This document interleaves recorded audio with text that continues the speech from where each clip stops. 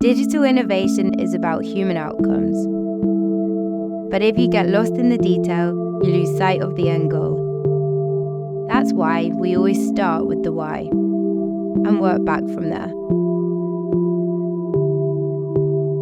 We begin with the fundamental questions. Who is this product for? What do they really need? How do we create impact for them? We love collaborating with clients, experimenting, creating, tackling those fundamental questions together.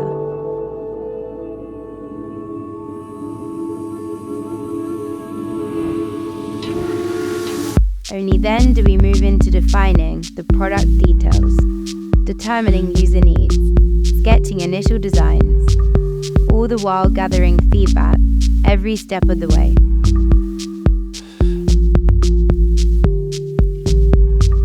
Then we get into the look and feel, crafting the visuals, bringing designs to life, testing, iterating, refining the user experience.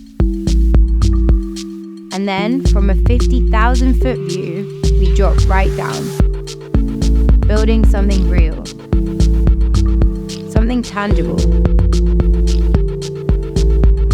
outlining the technical architecture.